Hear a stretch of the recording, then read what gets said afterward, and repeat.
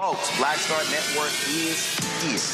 Hold no punches! I'm real revolutionary right now. Support this man, Black media. He makes sure that our stories are told.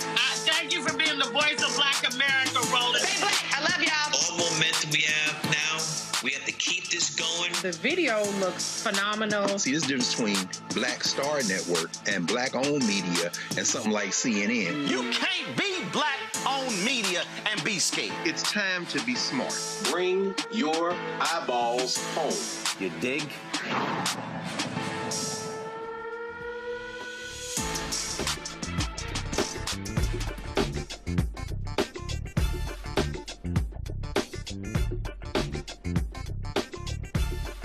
It's Thursday, March 26th. Happy birthday, Teddy Pendergrass. Happy birthday, Diana Ross. I'm Greg Carr, sitting in for Roland. And here's what's coming up on Roland Martin Unfiltered, streaming live on the Black Star Network. Congresswoman Summer Lee and other members of the House launched the People's Environmental Justice Caucus today.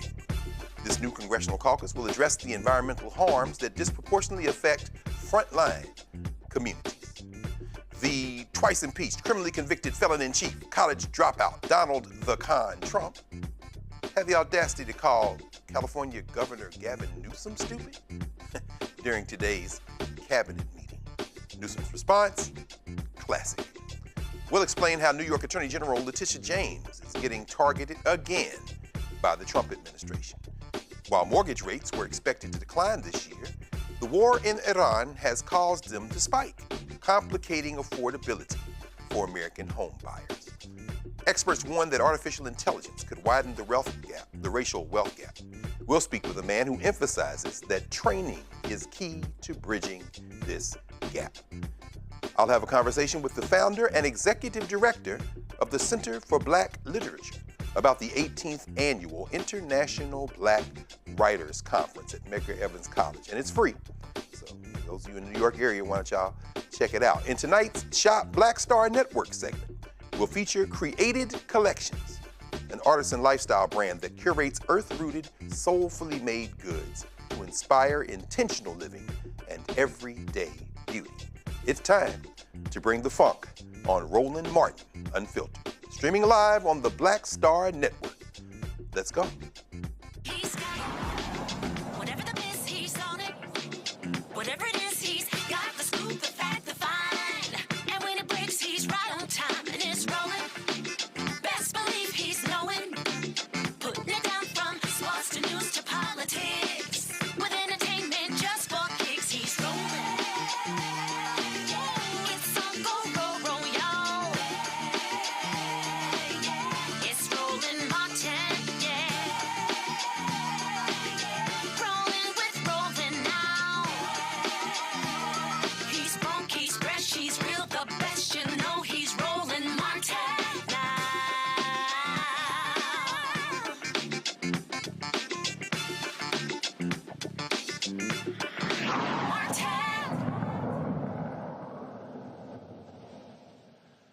Earlier today, Representatives Summer Lee, Rashida Tlaib, and Adelita Grijalva officially launched the People's Environmental Justice Caucus. This new congressional caucus will focus on advancing policies that center community leadership and address environmental harms, disproportionately impacting frontline communities across the country. Serving as a platform for members of Congress to collaborate with community leaders, advocates, and policy experts to advance environmental justice legislation, the caucus will ensure that federal policies reflect the needs and priorities of the communities most impacted by environmental harm. It will also help strengthen federal environmental justice protections and develop a community input process to shape the next iteration of the Environmental Justice for All Act, which will be called the Donald McEachin Environmental Justice for All Act.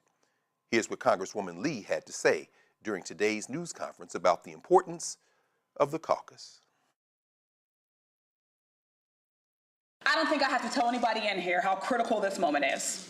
We were in a critical moment before we entered into this administration. The times were critical and have been critical for some time. We know that the climate crisis, as we've been saying, has been existential. And now that we are in the midst of an authoritarian takeover of our government, it is more important than ever that we be rooted in this work, that we not run from it, and no matter how hard it is, that we rededicate ourselves to this. And when we talk about the various levels of discouragement that we're going to get and that we will see, we know, right? Last Congress and for the last few years, the work that you all have been doing did result in tangible change and tangible victories that we saw. So to see and to feel that that work is now being rolled back, that is being attacked, and that the progress that we made has been stalled can be incredibly discouraging. But we also know that we are built for this moment. We know that the work that it took us to get to those successes and those victories was not slight in the first place. So I know that this movement is still built for this. I know that we still have that fight in us, and whether we are tackling it at the federal level or if we're tackling at our locals, our states, that we all have some work to do right now. So I just want to be honest, as we talk about what Donald Trump has done, as he's ruled as an authoritarian, he has gutted, and we've seen it, he's gutted the endangerment fund, and he's weakened our pollution limits. He's been handing out exemptions. And let's be honest about who his policies are for, because we know it's not for our communities, it's not for our kids, it's not for our elders, it's not for working families. We know that it's for fossil fuel executives, it's for corporate CEOs, it's for his donors who helped him to get back into office. Let's jump right into it and bring our panel in.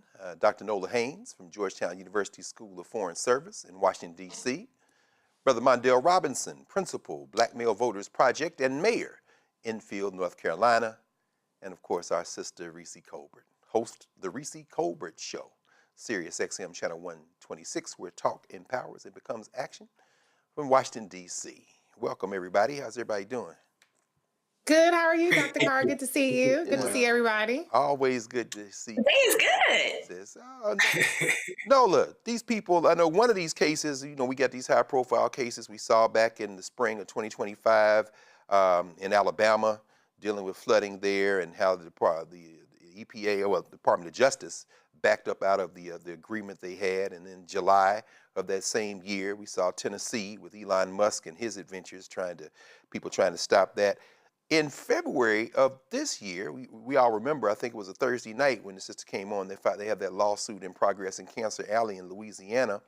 And then last October, Mississippi, with these wood pellets and folks trying to get into court to stop them, this UK firm, from damaging the environment. Nola, any thoughts about this latest front on the political side for these sisters coming together trying to create some energy on the legislative side to kind of push back against some of this stuff? Listen, I love it. Environmental racism is real. Coming from New Orleans, Hurricane Katrina, my family is still rebuilding from the Altadena fires and what's happening to Black families in Altadena due to climate disruption and climate crisis, right? So I unfortunately have a very, very deep connection with the way environmental injustice and environmental racism plays out. And Summer Lee is one of my congressional sheroes. And I think this is wonderful, because what that says to me is, regardless of this very tense and challenging environment, they are fighting for the people. Because as we talk about AI, as we talk about more centers that are needed to power and to fuel all of these massive AI plants, and we're not even going to get into quantum and all of these different things, but all of those things are typically situated in communities of color, right? And low income communities. And now that we are ramping up munitions and all that stuff, we're going to see more factories. We're going to see more building of conventional, and I really hope not weapons of mass destruction. So this is layered. So I am happy to see them doing what they are doing, because it tells me that they are fighters and they are doing the hard thing in a very, very challenging time. So I'm here for it. Wonderful. Mayor Mondale, it's interesting, the same month of July that we saw folks in Tennessee pushing back against Musk and his nefarious plans. Right there next door in North Carolina, seems to me I recall you and some photo ops getting some solar panels and getting some clean energy stuff going there in Halifax County in Enfield. We know that's right next door to the place they say is the birthplace of environmental justice. Talk to us perhaps even in the context of this war with Iran, Israel and United States, well, Bibi and Bozo, versus Iran, and maybe this choking off of oil might drive some people toward clean energy. But you've got some experience with that. Talk to us about what this caucus might mean in terms of maybe even pushing us toward some of those sustainable solutions. Listen, I'm going to say it like this, Doc. You're right. I am the mayor of Enfield, which is next door to Warren County, which is in 1982. Everybody understand how Black women led that fight to ensure that PCB would not be put in their backyard. And I think when people ground that as the modern or the beginning of the modern environmental justice movement, it said something, especially when you think about the creation of this caucus. This caucus, to me, makes me feel wonderful in that Black people may be getting closer to reparations. Now, I know my FBA brothers want to hear reparations directly, but anything that will require people to study the harms against my people seems like it's going to lead to justice for my people. So that's why I'm super excited about this. And what I think is happening with this oil, what we see is it's no longer just harming to our environment to use dirty oil. It's also economically stupid to tie ourselves to something that can be damaged and cause international harm like it is right now. What we're doing in Enfield is we're trying to think beyond just solar, though. We're also trying to see how we could dig 30, 40 feet down and use geothermal. We just got our first funding to become the first 10 thermal energy network owned by a utility in the state of North Carolina. So I'm super excited about what rural communities that have been left out and harmed by these large lobbying firms and also the people they represent doing harm to our environment, seeing how Black people can be on the forefront of changing that. And I think this caucus provides us a voice at the federal level. Man, I tell you, Reese, with your deep experience in policymaking and knowing how things get done, thinking about how policymakers, congresspeople, and federal legislation are really a part of the equation that really needs to be strengthened as the courts continue to kind of shrink the remedies that can be found. I'm thinking about environmental justice in relation to the 14th Amendment, 13th Amendment cases, even Section 1983, lawsuits that the courts have increasingly narrowed, saying you can't prove that they intentionally put this dumping ground in your community. There's a disparate impact standard that is used in the law that has become increasingly ineffective. Do you have any thoughts about the relationship between perhaps lawmakers, policymakers like we see here, trying to plug some of these holes, and the fact that a lot of this stuff gets dumped in Black communities because they have lower property values and just becomes like a doom loop? How do we break that up, and how maybe can this help? Well, Dr. Carr, you nailed it, because we have an administration that is hostile to environmental justice. One of their first acts of business was to close the Office of Environmental Justice and External Civil Rights. That was done in February 2025.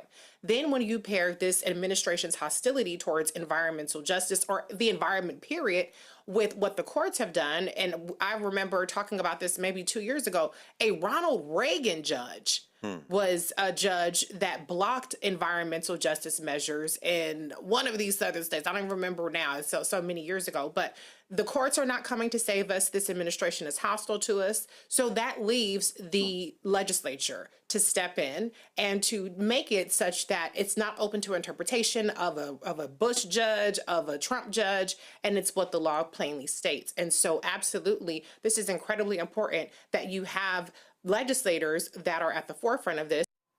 And one of the things Congresswoman Summer Lee pointed out was that it needs to be grassroots activists and grassroots legislators who are driving this, as opposed to corporate lobbyists. So that's another important aspect. But the last thing I'll say on this is that environmental justice is a racial justice issue.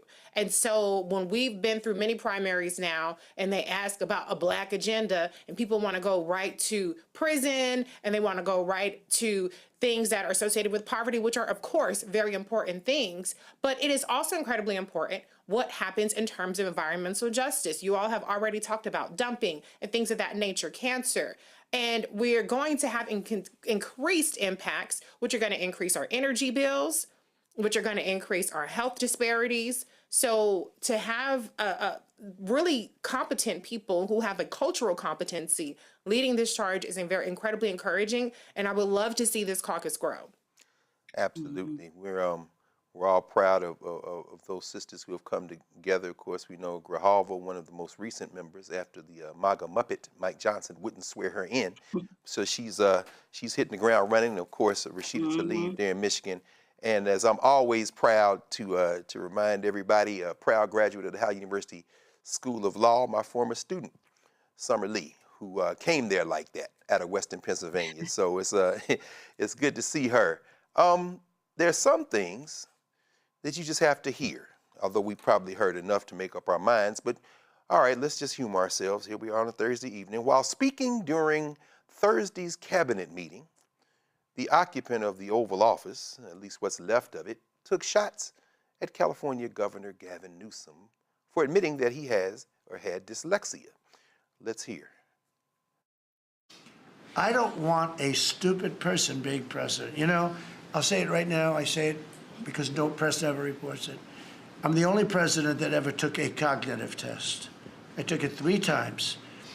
It's actually a very hard test for a lot of people. It wasn't hard for me, but it's a cognitive test. It starts off with an easy question, and by the time you get to the middle, it gets tougher. By the time you get to the end, very few people can answer those questions. They get very tough, mathematical equations and things. I took it 3 times. I aced it all 3 times in front of numerous doctors that I have no idea who they are. And I was told when I went in, they said, Doc Ronnie told me this. My current doctors who are fantastic doctors, they said, well, if you take it, you know, it's Walter Reed, it's essentially a public hospital. And if you do badly, it's probably going to get out. But I aced it. I got them all right. And one doctor said, I've never seen anybody get them all right. I've been doing the test for 20 years. I want people, I would love to see anybody that's a president or a vice president or anybody that has any chance of being a president, I would like to see them take a cognitive test. Because we had a man in this office that had no clue what was happening.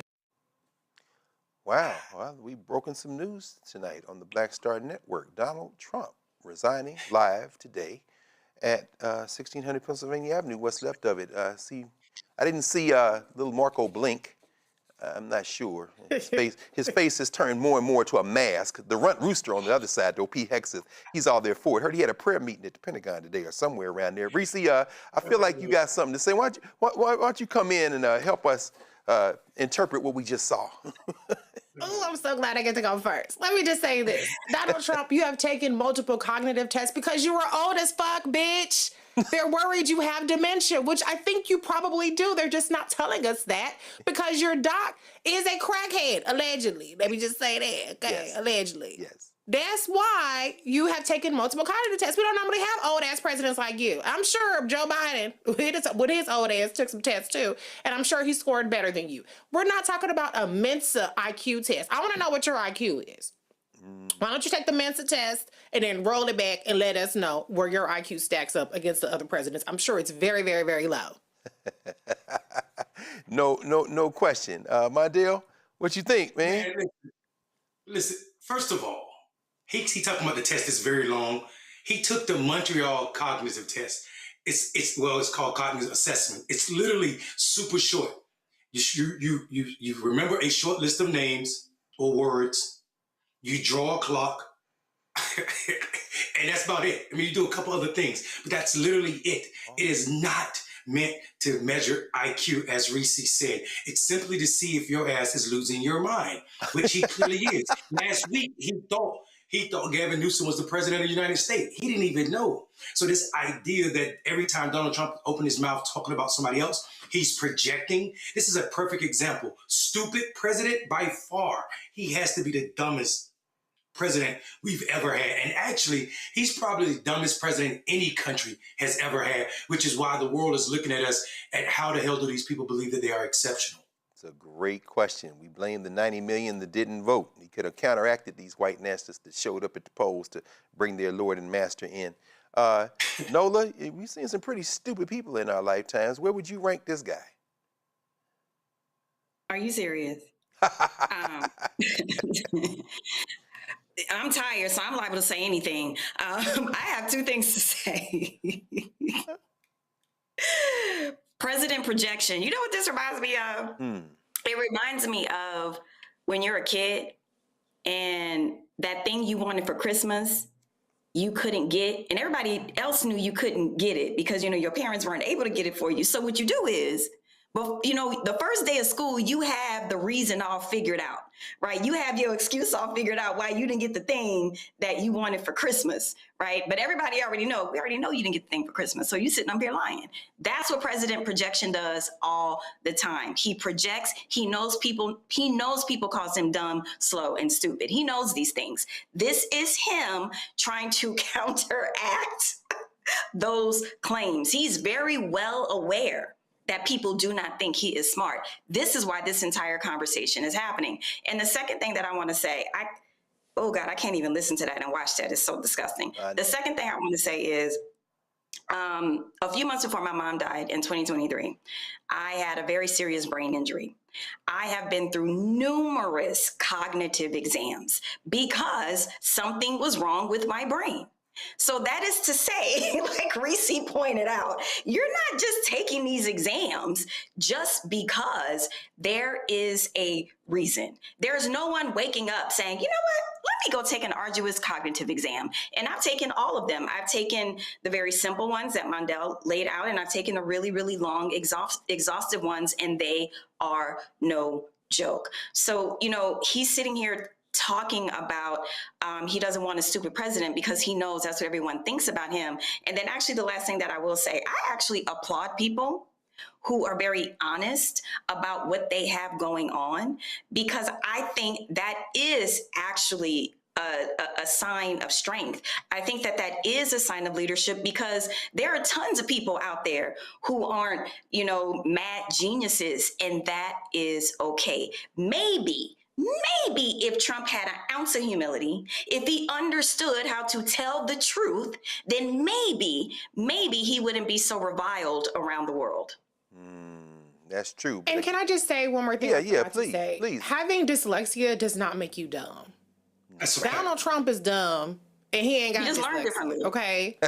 And what we have in this country, because we are in a so-called advanced nation, is we have technology and we have resources and we have mechanisms that help people that have various learning disabilities or different abilities be able to still excel. And I think that Gavin Newsom is a great example of that. He made it to be governor of the largest of one of the top economies in the world, and he's been very successful at that. And so, but you know, Donald Trump consistently communicates a hostility, and he consistently communicates contempt for people that he as president should be trying to protect. But we know that's not what his agenda is, because he has tried to dismantle the education department, which primarily concerns with ensuring that people with learning disabilities are not discriminated against and that they're given ample opportunity to succeed.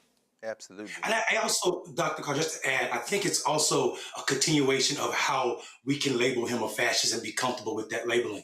Anybody that Donald Trump, like Hitler, they don't see as perfect, he finds a reason to discourage them. I think what Gavin Newsom did was he brought humanity to something that about 10% of the population in this country is suffering from. About 8 million people in his state alone have dyslexia. So him saying that, normalize this for children who are suffering through it, to let them know that, hey, that this is not a limitation. It's just something that you have to deal with and figure out how to manage. So I think Donald Trump, again, is isolating people simply because he don't want to see them as different. Well, he does see them as different and less than, simply because he himself is valueless without value. That's and you know, since everybody else had another comment, Greg, can I say? No. As professors, you know, I don't know if you saw this, but I saw this semester where I had the most amount of accessibility requests. Oh, yeah, and, absolutely. You know, like it's been the most that I've seen ever, right? So that tells me that students are going through something, that my brilliant students, whatever it is, but they're working it out.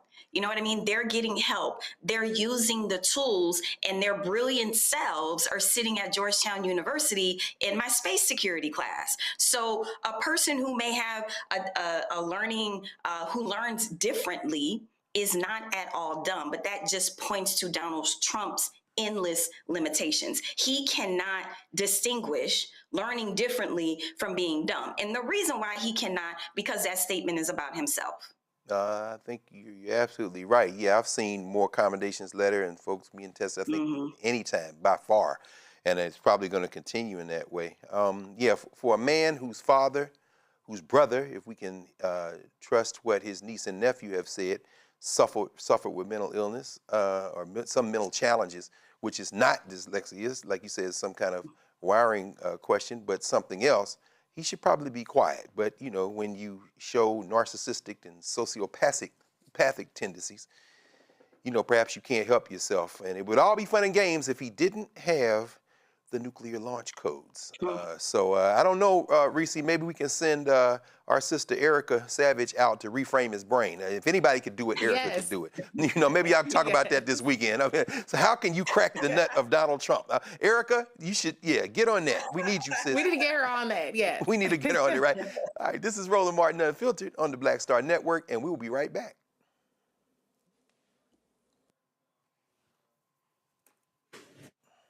With medicine and science under attack, I want to keep you and your family informed and healthy. I'm Dr. Ebony Hilton, and I knew at the age of 8 that I wanted to be a doctor. So I studied hard and became the first African-American female anesthesiologist hired at the Medical University of South Carolina since its opening in 1824. And I always say I was made into a doctor, but I was born to be a mom. And as a new mom, wife, sister, daughter, and friend, I understand how frightening a medical crisis can be. I care for individuals on some of the worst days of their lives, and it's my mission to provide you with a safe space to gain clarity on issues affecting your mind, body, and soul. I recognize that there are health disparities, particularly as it pertains to race, and I want to help bridge the gap between you and your healthcare providers. Join me every Thursday for Second Opinion on the Black Star Network, where each week I'll invite experts from various medical fields to share the latest health news.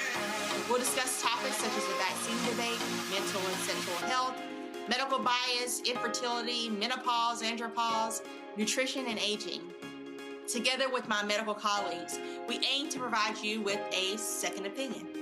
Don't miss it, Thursdays only on the Black Star Network.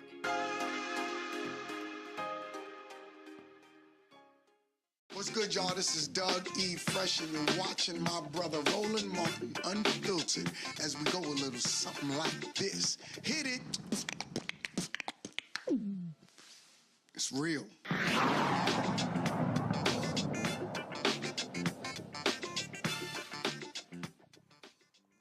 The war with Iran is driving U.S. mortgage rates up for the fourth straight week. Economists expected 2026 to bring lower mortgage rates and more homes for sale after last year's 30-year low in home transactions. Instead, data show the average 30-year fixed mortgage rate rose to 6.38% this week, marking its fourth straight weekly increase and the highest level in over 6 months. It is the largest one-week jump in mortgage rates since April 2025, when markets were affected because of Bozo's initial tariff announcement, Donald Trump. Real estate experts say that higher mortgage rates driven by the conflict in Iran and a weakening job market are making buyers more cautious. Home sales are generally sluggish, but they're generally sluggish in winter months, usually gaining momentum in spring when listings increase and buyers return. By late February, early signs suggested home sales could pick up when rates slipped below 6% for the first time in over 3 years. After the U.S. and Israeli strikes on Iran in late February, however, global markets shook, forcing mortgage rates higher. This is a problem. Mayor Robinson, you've had to manage a municipality where folks are trying to live their dreams and in a rural area. I mean, the housing market, are you seeing some of the ripples yet? Or what are folks saying to you as you've seen the markets change here? Listen, I think, Doc, I think some people might be sitting back thinking this is us reaching, wondering how can a war where people are complaining about the shutdown of the Strait of Hormuz, it cause or be linked to what's going on with mortgages. But people need to understand that that this war equal higher oil prices equal higher inflation equal higher interest. And it's simple as that. Don't let people make you think this is hard to explain. Donald Trump and Benjamin Netanyahu's war on the Middle East and Iran and brown people, because Benjamin Netanyahu is still bombing people in Gaza and also Lebanon. It is a war that is causing your life to be more expensive. And for a president that ran on affordability, he's failing epically at doing that. This is nothing to flint your or blink your eye at. I tell people all the time, the best billboard to look at what's going on with gas is when you drive past gas stations, look at the price of gas. And it is real. For people that live in my town, one of the poorest towns in America, this is a direct effect. When oil cost reaches the gas pumps, and gas is probably a significant portion of people's weekly earning, Donald Trump should damn well be held accountable for this. And I think the first chance people get to really hold him accountable is in the midterms. And we're going to see that. I think my people are definitely upset with the price of gas, like other people across this country. Yeah, people are nervous. Like you said, I mean, every dollar you put in the gas pump is one check away from being able to pay a mortgage, and people are trying to hedge their bets. They don't know when to invest in trying to buy a home, and so maybe they're going to hold off. Nola, are you're from an area of the country where folks have to pivot very quickly in the face of natural disaster, but you're also from an area of the country where you know the relationship between energy prices and energy costs and things like buying a house. What do you see on the horizon? Well, one of the things that I'm also paying attention to, it's not just the regular middle and then the super. I'm also looking at the diesel costs, because what that signals to me is supply chain issues in terms of the way that costs are spiking for the men and women who drive the big trucks with all the stuff in them, right? Like, a lot of those trucks still use diesel. So that means that cost is already going to be on us. We already have the tariff costs on us, right? I don't think we've had a conversation about fast fashion, but the way in which the tariffs have disrupted kind of the fast fashion industry, we are seeing very similar things, to supply chain. I mean, fertilizer prices are going up. So it's not just the immediate impact of what we're seeing with our eyeballs at the gas stations. It's also those things that we don't pay that much attention to. And those fertilizer costs that are going to go up, that means that the steaks that are already super expensive, that's going to go up. That means that the cost of, different types of meats and everything else is also going to go up. So I'm seeing this kind of like a larger picture in terms of the different ways that Donald Trump's incompetence impacts Americans' kitchen tables. And it's not just our kitchen tables. He's impacting a lot of people's kitchen tables around the world. And to your point, even though, coming from California and gas is always high, to see gas right now in Maryland, when I came home, it was $4 something. At several different gas stations. And that is steep for this area. And it's only been a month.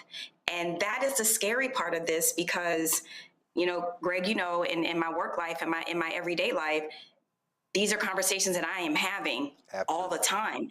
And I actually just talked to a colleague earlier today about what he thinks the end goal is. And he feels similarly to me. What end goal? So if that is the case, if they are going to go in there and make all the money and keep it for themselves, honey, and just exploit us and think we are just going to keep paying and keep paying and keep paying, I think they have another thing coming. I think this No King's March that's coming up this weekend will absolutely show Donald Trump just how much people are not feeling those prices at the gas tank. No question.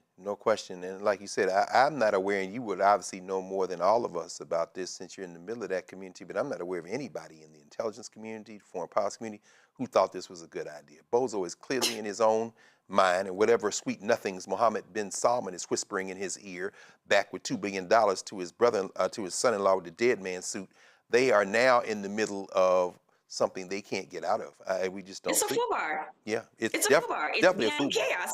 It's a foobar. No question. And Iran hadn't even played their rest of their hand yet. If the Houthis decide to close the Red Sea, this is about to be something else. And thank you for bringing up all the agricultural and food security issues. Like you say, the fertilizer, it's planting season. So, Reese, if folks are now having to think about whether or not to invest in a home, in part because it is like we just heard from Dr. Haynes, like we just heard from Nola, it's not just the gas, it's the fertilizer, it's helium. That's going to impact MRI. People talk about that. Aluminum, petrochemicals. In terms of a real estate market, how do you see this thing unfolding, particularly since there doesn't seem to be an end in sight? Well, here are a couple of things. I'm going to try to give like an economics, maybe not a one-on-one. This is more advanced economics, and I'm trying to make it plain. So what we have happening is this, right? We have the Treasury yield, the Treasury bond market, right? And the stock market, oil prices, all of those things are priced, in my view, very optimistically, because most of the investors at this time are expecting there to be a relatively quick conclusion to the end of this war. And that is why Donald Trump has been messaging and flip-flopping back and forth in terms of wanting to obliterate Iran and then saying, just kidding, because he wants to assure investors that it is safe to invest in the stock market. He wants oil prices to go down because gas prices are up. And when gas prices are up, that is bad politically for him and his party. So you have a very unstable global economy and global security issue that is still being treated optimistically by investors. But what's starting to happen is we're starting to see the yields on the 10-year Treasury bonds, which are considered risk-free bonds, those are going up. So what a yield means is that is the return on the investment. That's not the specific, what's called a coupon interest rate. That is what investors are demanding in terms of their return on their investment in order to purchase 10-year Treasury bonds. And that is part of how we keep our country going despite being $39 trillion in debt. And so since the Treasury bond is considered a risk-free bond, then what mortgage-backed security investors want to see is they want to see a little bit extra on top of that Treasury yield, because that's considered people are going to default on their mortgages and a whole number of things. And so that's why the mortgage rates tend to track 1.5 to 2 points higher than the Treasury bonds. So that's why, despite the fact that Jerome Powell did not do anything with interest rates last week, or maybe it was 2 weeks by now, we're still seeing these shifts in mortgage rates. That's why sometimes they go down even without Fed action, sometimes they go up. And so I say all that to say that it could be better because perhaps people are feeling a little jittery today, and so the yields are going up. People are demanding a lower price for these bonds. That makes the yield go up. Or it could get better because maybe all this works out, and so the yields will maybe not fall that much, but it will maybe go down a little bit. And so it really is a gamble. It's anybody's guess right now, but I probably wouldn't bet on yields going much lower. I would probably try to lock in a rate right now. If you're in the market right now, it's more of a buyer's market. And so you might end up in a situation where sellers will pull their houses off the market. They're just as scared about the economy as well. So there are so many factors that are coming into play. But for people who don't understand why yield makes a difference, that is why. And then the other thing I'll say, in addition to the war in Iran, just the fact of oil prices and all these other things, the other thing that's happening is we have a massive debt.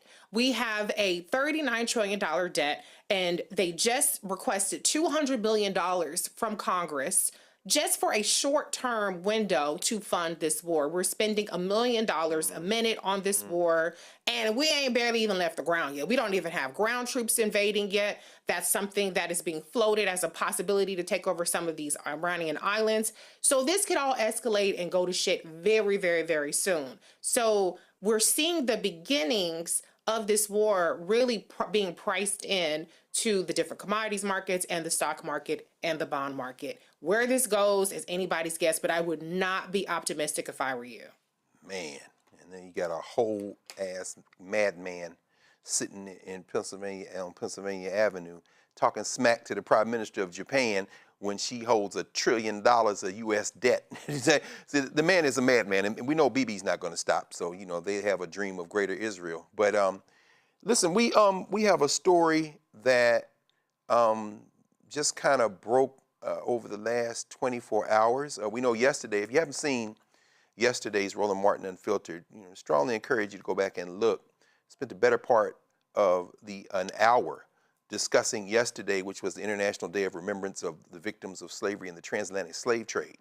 And the president of Ghana, John Mahama, made a historic declaration and put on the floor of the UN General Assembly a wonderful declaration which was voted on, and 173 countries backed him to declare the human trafficking of African people, the so-called transatlantic slave trade, the greatest crime against humanity in history. And there were 3 countries, of course, that did not, that voted no, including the United States, of course, Israel, of course, and Argentina, where another bozo, a clown, a Trump of the tropics, Malay, is in power. And then all the European countries abstained, the ones who have the most blood on their hands. But today, President Mahama is in Pennsylvania. As we speak, I think he's probably still on the campus of Temple University in Philadelphia, but he was supposed to be at Lincoln University. So I want to ask you all about this news that broke this week after months of planning, right down to the execution of a visit to the alma mater of Kwame Nkrumah, the first Prime Minister of Ghana. John Mahama was uninvited to Lincoln University, historically black college there in Oxford, Pennsylvania, one of the 2 oldest in the country. And this is from Ghana Web. Ghana Web reported that Lincoln University has canceled an honorary doctorate ceremony from President John Dramani Mahama. The event scheduled to take place today, March 26th, was to recognize Mahama for his global leadership and service to reparative justice. However, the university, in a new update on its website, attributed the cancellation to what it referred to as unforeseen circumstances. However, the Embassy of Ghana issued a statement day before yesterday that linked the cancellation to the ceremony's cancellation to LGBTQ plus concerns. If you're following what's going on all over the continent of Africa, but now Ghana, there's a piece of legislation currently before Parliament called the Human Sexual Rights and Family Values Bill. It's been described as an anti-LGBTQIA bill, and while President Mahama has not taken a position on either side, and the Ghana embassy said he's going to let the democratic process work out, that wasn't enough, apparently, for some groups that said he shouldn't be on this campus, and President of Lincoln rescinded the order. Nola, should she have done that? That's a challenging question. I don't have an answer. That's why I'm saying I'm throwing it out now, and I know nobody's ready for it. But I mean, you know, what are the choices here? Well, you know, in my experience, I remember being a very vocal student, you know, coming out of UCLA, you have an issue that means a great deal to you. You're going to lean into that and you're going to apply pressure onto the administration. And actually, I didn't know that Ghana was going through some of the same things that a lot of the other countries on the continent are going through. And, you know, like I said, I don't have an answer to this. I'm thinking about my years as a student who was very active. And I'm also thinking about now my role, you know, as an educator now. And I would have sided with my students, if I'm being honest with you. I would have sided with my students. But the last thing I'll say is this. When I lived in Ghana, gay men just come to me. They just flocked to me. And what was sad was the gay men who couldn't live out loud and proud. That broke my heart. But what I also understood is that I was there and my very progressive self, my different worldview, and I didn't want to disrupt what they had going on. But what I'm saying is, from a personal perspective, there are a lot of LGBTQIA folks in Ghana and on the continent, everywhere, period. And so the president saying, let the democratic process, you know, play its part, kind of sounds like he doesn't really want to deal with it. He doesn't really want to talk about it. And And maybe that is not the best look. Like, if you're against it, that's what you're going to stand on. And if you're for it and you don't want to say it, you may say something wishy-washy like that. So I don't know the whole story. I'm just saying, I remember my days as a very active and progressive student, and knowing my role as a professor.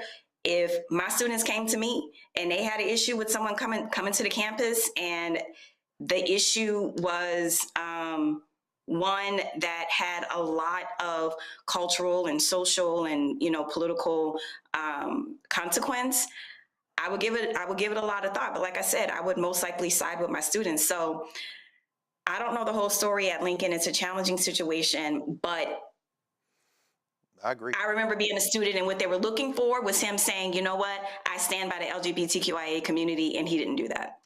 Yeah, listen, I'm sure that Roland, who knows Dr. Allen, Brenda Allen, the president of Lincoln, will probably have her on either tomorrow or next week and try to, because it's just truly unfortunate all the way around. There's no winner in there. Kwame Nkrumah went to Lincoln. And so, yeah. and after yesterday especially, we're looking at maybe there's just not a good choice. Roland Martin Unfiltered. We'll be right back after this break.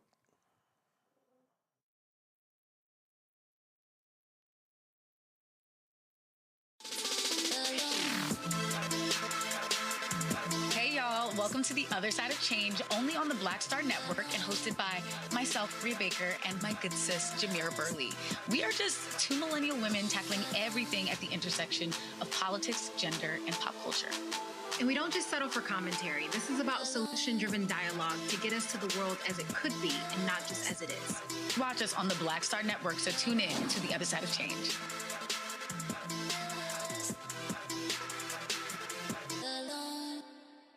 Hey, yo, what's up? This is Mr. Dalvin right here. What's up? This is KC. Sitting here representing the JODECI, that's Jodeci. Right here on Roland Martin Unfiltered.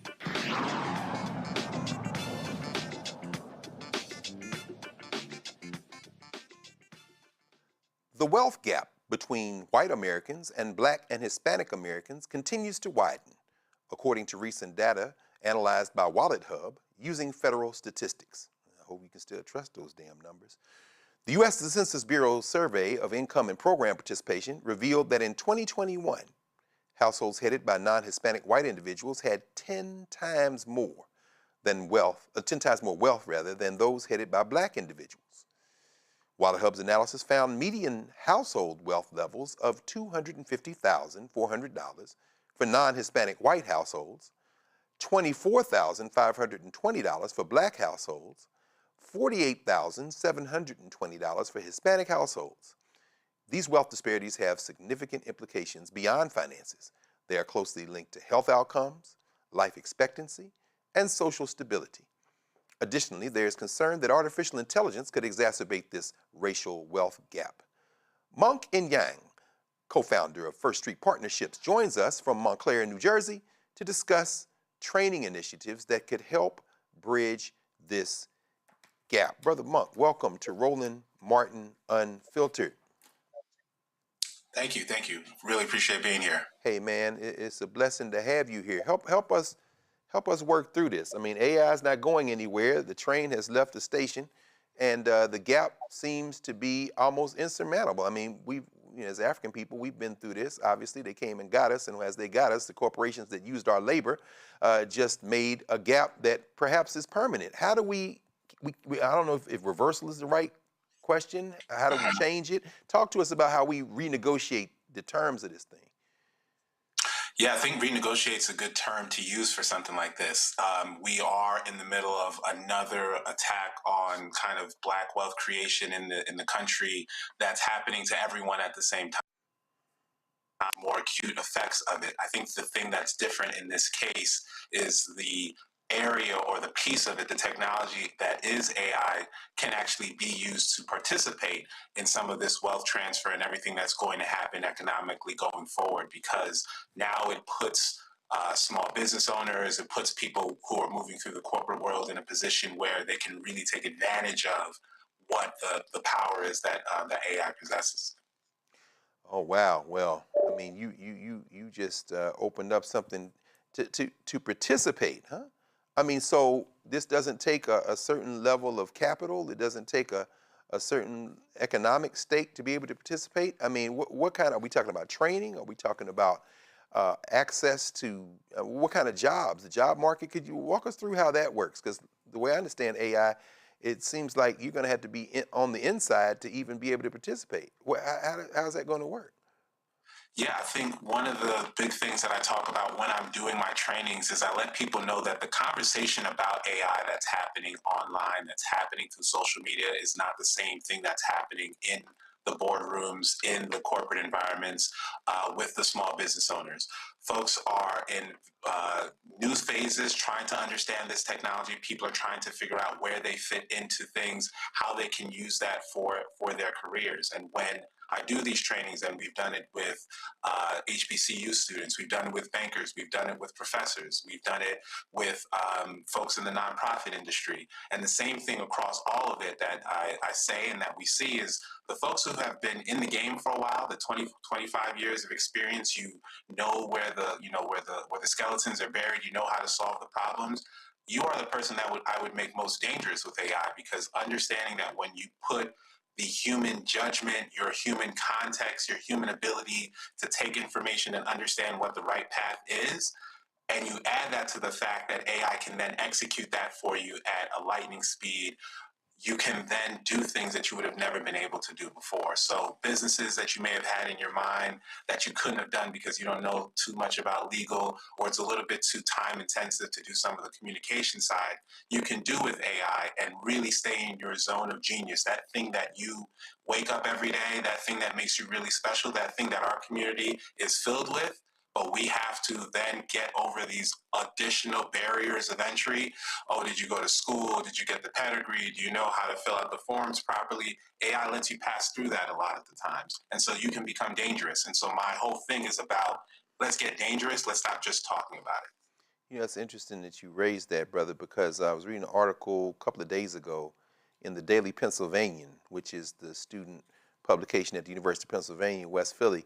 And the students were demanding that Penn either slow their roll on integrating AI or rethink how they are embracing AI, because they said that it is eroding very quickly the learning process, and they are not having that time in college to basically go analog and read and think and dialogue, and that's really the value added.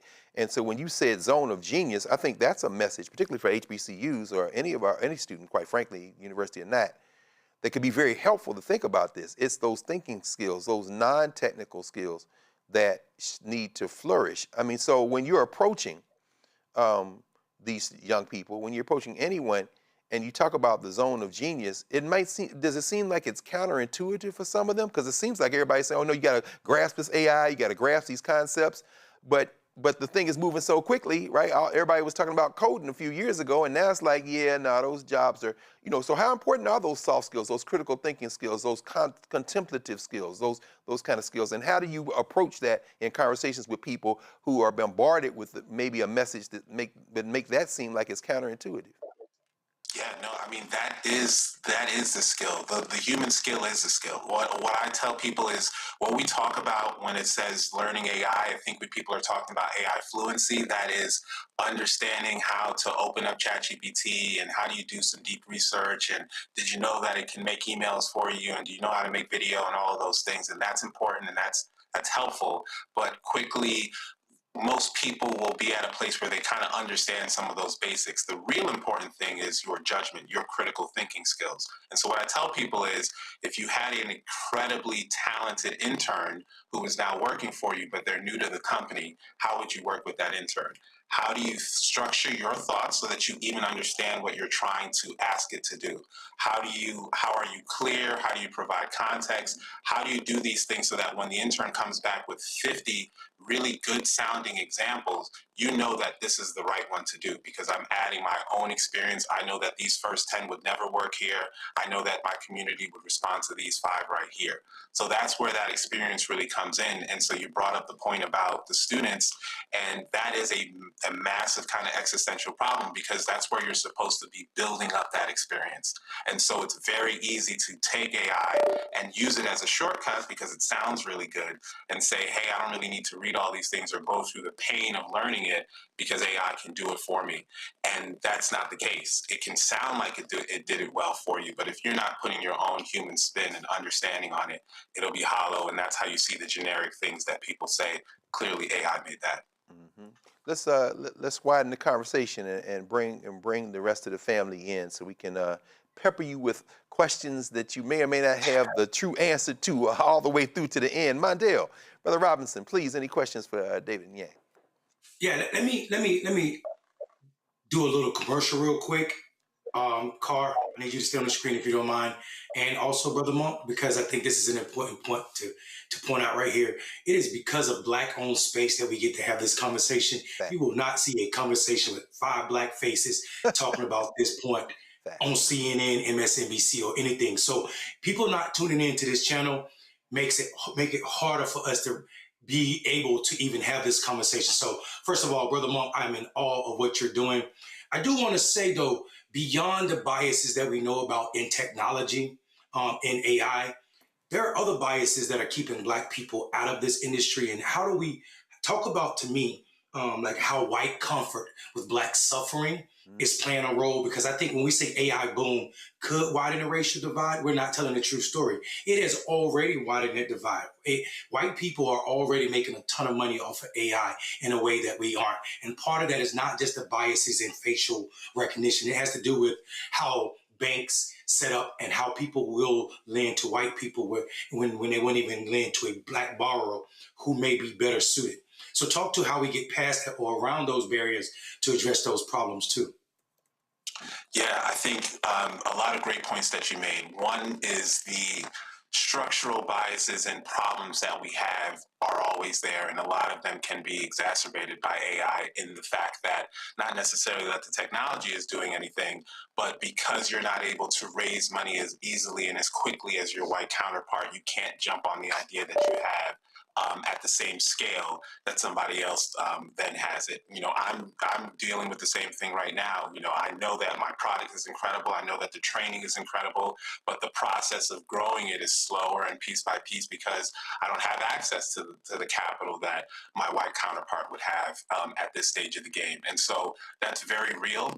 And there is an element where no in particular thing will save you. The same way, you know, it's kind of like how do we topple America and the way that it has been structured now that AI is around. There's no one thing, but I would say that it does allow for you to punch above your weight. And so if you are considering moving into the entrepreneurial space, or what I suggest a lot of times of just not simply relying on that W-2, because what we've seen over the last year is that that is not as stable as we think it is. And so if you're now looking for how do we figure out something to really protect myself and be able to move to different places or work from different areas, creating these collectives of people. I've seen Black collectives of creators who are trying to figure out how to make video with AI. I've seen Black collectives of professionals who are trying to figure out how they provide consulting while using AI and working together to share clients and all of that. I think that's a big part of the future from an economic standpoint, building these ways that you can participate, whether it's here or if you want to do it globally. Thank you, brother. Dr. Haynes, questions for Brother Monk and Yang? Oh, so many things are running through my mind. So I work in arms control and international security, specifically in space. And it's very, very tech forward. Actually, just today in my lecture, I introduced my students to a part of the government that thinks about technology 20, 30 years beyond, an agency called DARPA. And one of the reasons why I did that, it just made sense where we were in the lecture. But what I told my students was this: you are sitting in a premier university where everyone and their mama is talking about AI, they're talking about tech, they're talking about all of these things, and they have access to these incubators. And I was trying to tell them to take advantage of these incubators. And it's the same thing that I'm going to tell the Black students I'm with from Southeast tomorrow on campus. You know, you want to take advantage of all of these different things that are in your environment. And the one thing that I want to say before I get to my question, training AI, I think people have a misconception about AI. Yes, it's moving fast, but not as fast as people think. Because one of the things with AI is you got to train that bad boy. You just can't put a complicated question into AI and it's going to spit out this really sophisticated response. You have to train it, right? You have to get it to where you are and you have to get it to what you want to do with it. I don't think people think of it as a tool in that way. So I'm happy we're having this conversation. So my question is this: how do you calm some of the fears down with AI? And not to say that it isn't problematic, but now that we have more facts, now that we have more details, I am not one to think that AI is going to take my job as a professor tomorrow. That is not going to happen, because I can guarantee you AI is not going to teach space security unless I train it, right? So how do you talk about the reality of AI, where it is versus where people think it is, and to calm down some of those fears and to actually just be factual about the realities of AI? Yeah. I think that's a big part of the conversations that we have, of kind of level setting people and helping them understand where we are in, the grand scheme of things. We've seen things like this before. I think it's obviously much more widespread than some things like, moving to digital banking or moving to the internet itself. But these were widespread, big panic. How is this going to destroy, retail business? Because now everyone can do online shopping, and if you have a retail store, you're not going to be able to sell anything. But to this day, online shopping is only about 20% of total sales. So it's still, there's an element where there are incentives on both sides. There's incentives to make you feel like AI is going to take over everything, full stop, and you should just comply in advance. There are financial incentives. There's incentives for ChatGPT to say things like that. There's incentives to do that. And then there's also incentives to scare everyone into believing that it's going to destroy everything. It's going to be the worst thing coming. The truth is, when new technology comes, it's most environmentally unsafe. It affects us more because these things are put in communities that look like us, and that is an unfortunate truth. And we have to kind of fight for that systematic, moving these data centers, providing regulation, and all of those things. But that's a collective effort. But for the individual, I talk to them about, you have an opportunity to kind of empower yourself with that same technology, because it's not the same as coding, right? There's a reality to when we're in the digital divide and everyone is learning coding, and hey, you need to get your kids into coding. There's a reality where there is a ceiling. Everyone is not going to learn coding. We can say it, we can say we're going to work on it, we're going to give more, but it's not for everyone, because there is that, there's that language, there's that technical time, effort, all of these things. A lot of that is gone with AI. And so while it is not perfect, while it is not going to solve everything, it is much more open in who can jump in and figure something out and make something of their ideas.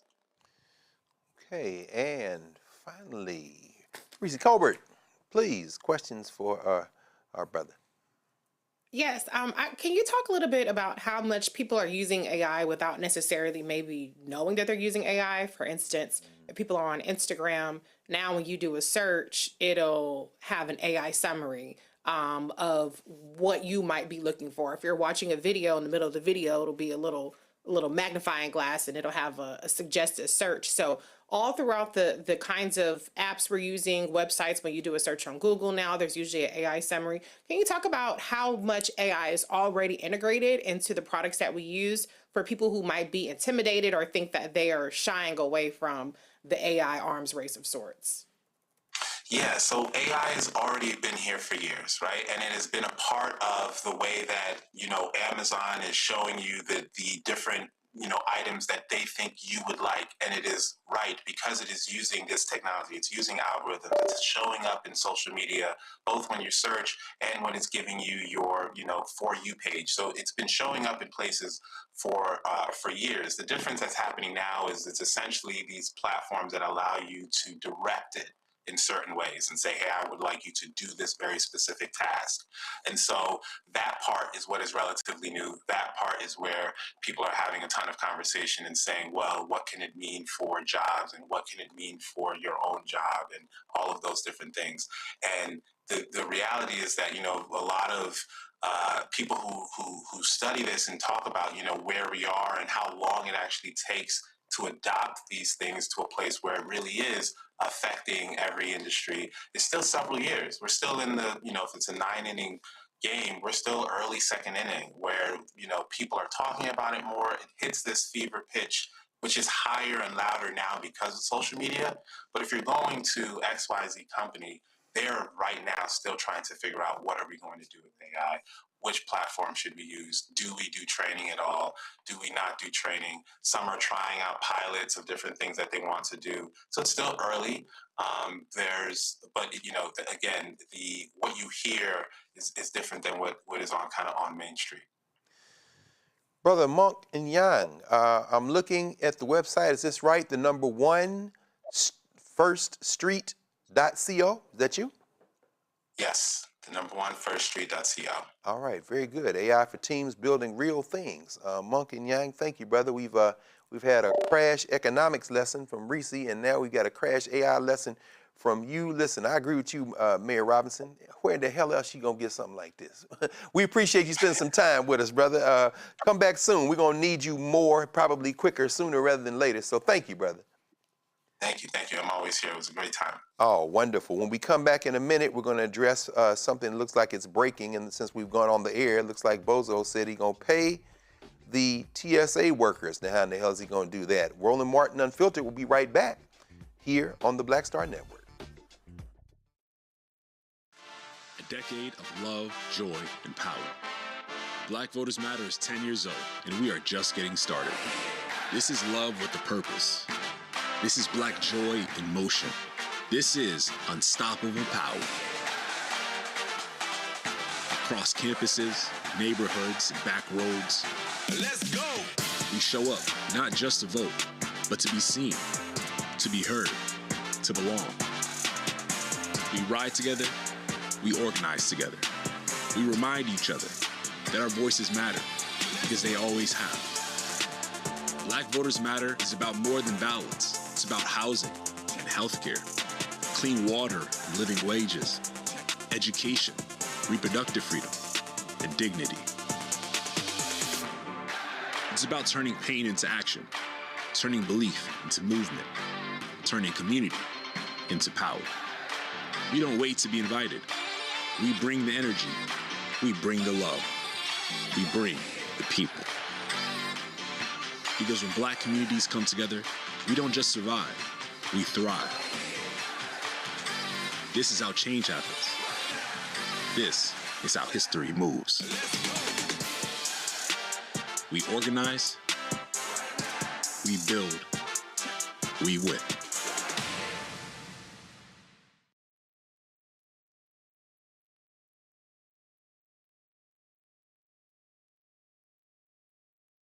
I'm Russell L. Honoré, Lieutenant General, United States Army, retired, and you're watching Roland Martin Unfiltered.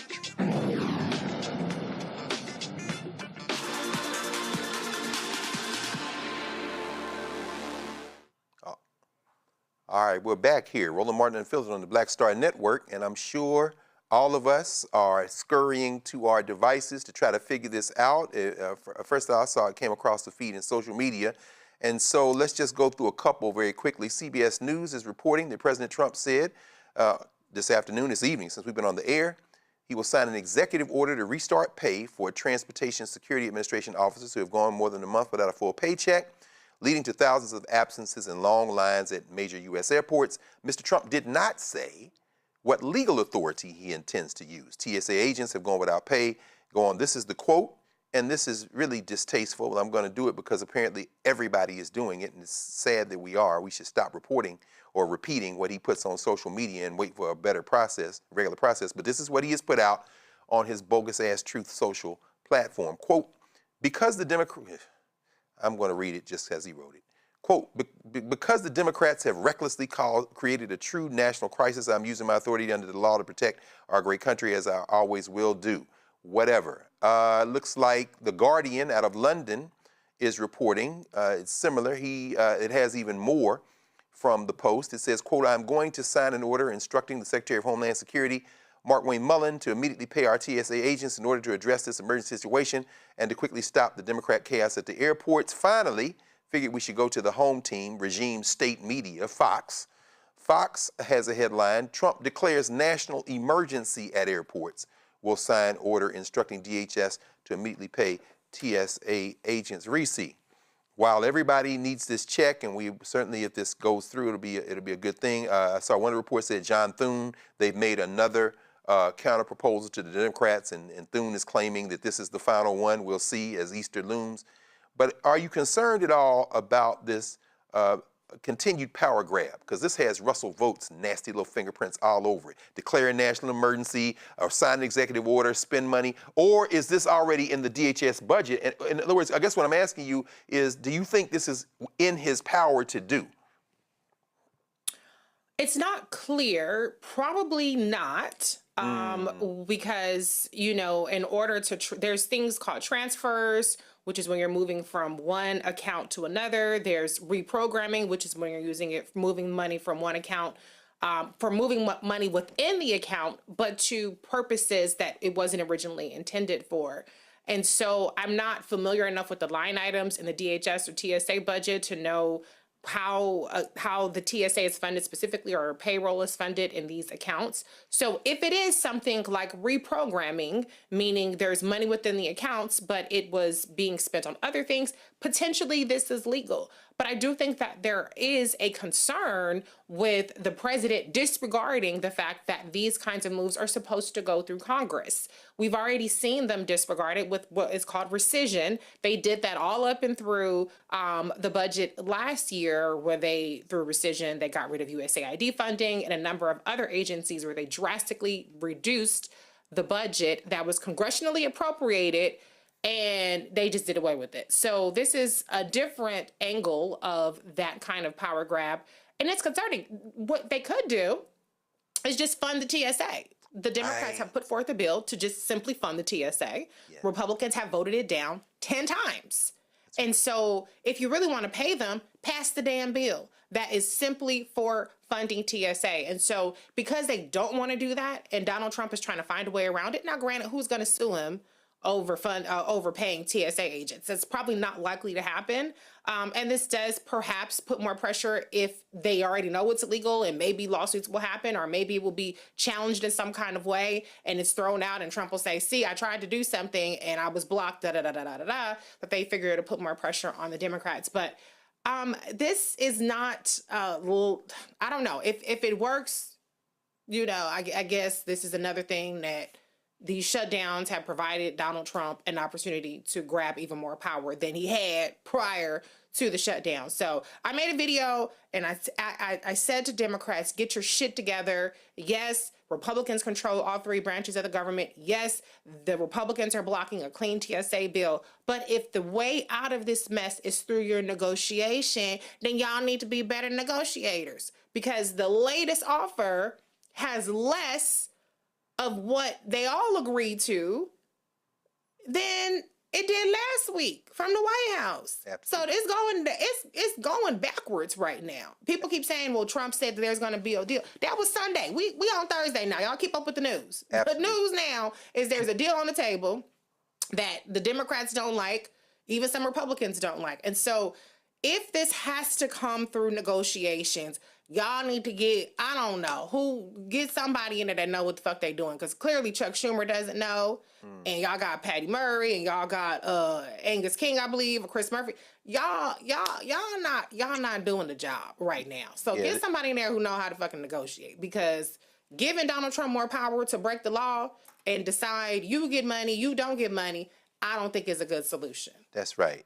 And that's exactly right. I agree with you. I mean, this is murky at best. Mayor Robinson, we know that the end game for Bozo is trying to get this Save America Act passed. It's probably dead. He said he ain't signing nothing else. Thune, said, I'm not going to be able to deliver it, but he says, I'm still not signing anything else. And just like Reese said, this thing was on the table. Minnesota Public Radio is reporting that John Thune has made what he says is the last and final offer today, saying enough is enough, didn't disclose any deals, but they're also reporting that, quote, senators retreated to privately discuss the latest offer as a core group of more than 10 senators, Democrats and Republicans, worked to hammer out the details. More voting was possible. And then finally quotes Mark Warner, Democrat of Virginia, by saying, quote, I think we all realize we're not going anywhere until this is done. I mean, you're a policymaker. You've had to wrestle and grapple with the legislative process and policy making.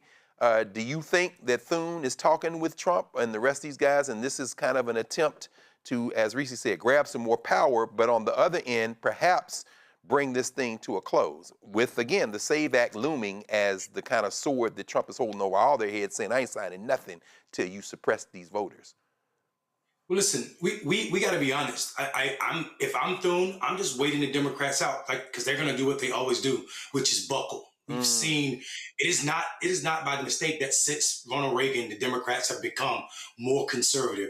That is not negotiating. That's just a giving in, inkling by inkling. So I think what Thune is doing is knowing that Democrats can't take this type of pressure, and they're eventually going to allow, one, Donald Trump to do what's unconstitutional and pay these workers, and then two, get less or give them less as it pertains to how much money he's willing to give back for ICE. And I think that's the problem. We need to continue, Democrats need to continue to fight against this administration.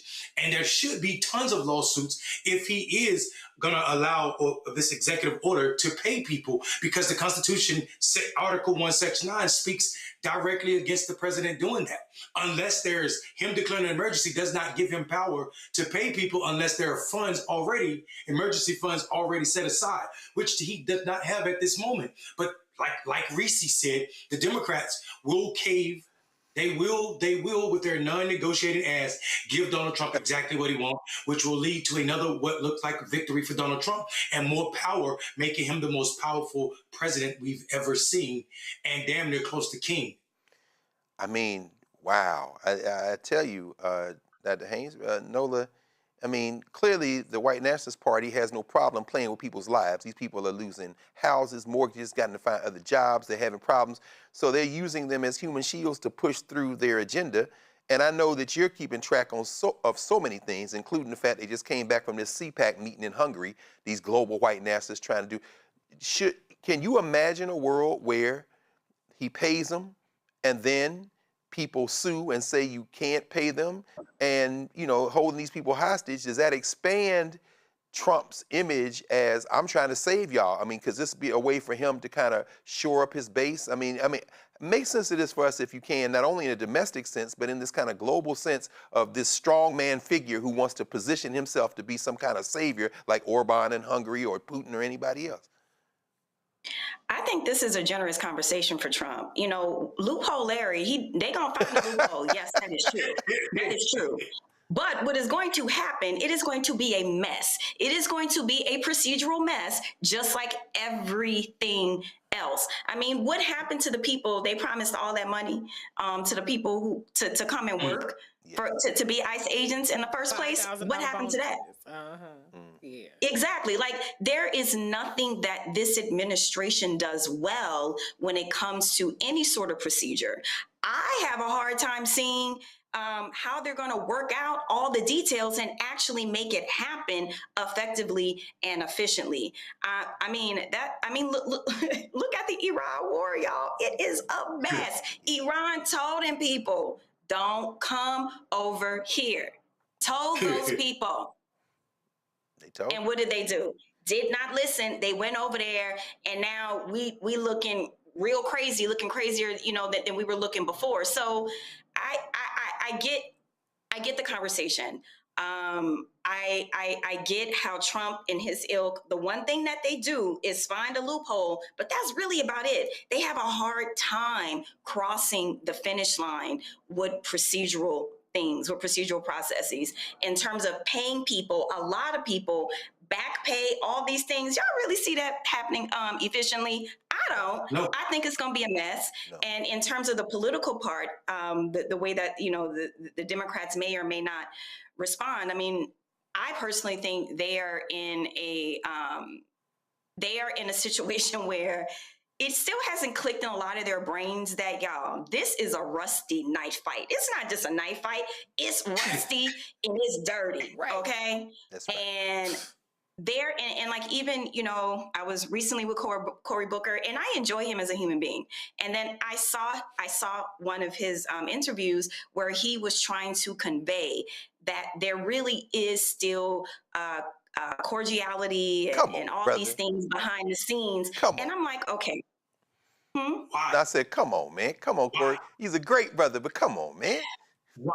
Even if that's true, first of all, ain't nobody trying to hear that. Ain't nobody trying. We are in a rusty knife fight. Yeah, no question. Well, he got off the AIPAC breast, so maybe the next thing is he'll wake up to the reality that, these people are not your friends. So I think he says he's angry. He's angrier than he's ever been, and I see it. However, anger is one stage of this. To Reese's point, how are you going to apply this? What does that look like? What does that anger look like applied? I mean, yes, I know that there was the War Powers resolutions, and they have a whole strategy for that. And okay, that's fine. But regarding this situation, right? Regarding making Trump look strong, to your point, Greg, right? Even if that's not the reality. That's not the optics. That's right. Right? That's not the optics. And so right now, the Dems are losing the optics, which means you losing the people. Right.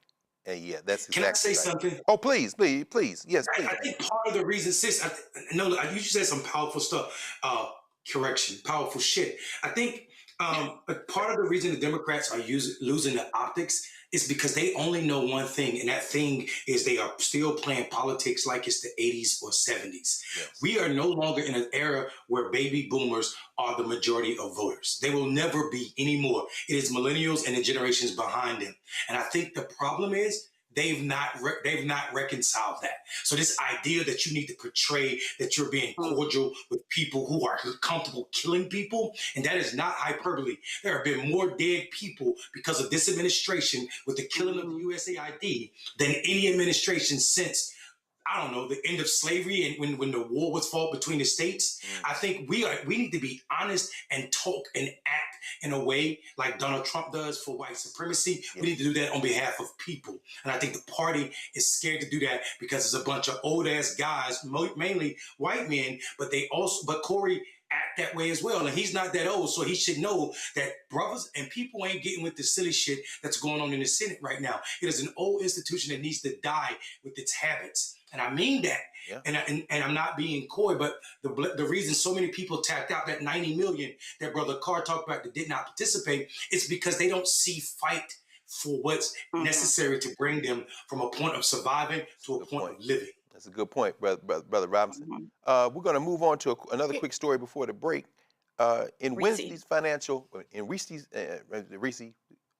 me a second. Let me get through this story right here. We'll come back on the other side. In Wednesday's Financial Services Committee hearing on tokens and digital assets, Massachusetts Congresswoman Ayanna Pressley explained the need for strong digital finance regulations that protect consumers, not harm them, or allow the wealthy and well-connected like Trump to enrich themselves at the expense of everyday working people. Let's take a listen.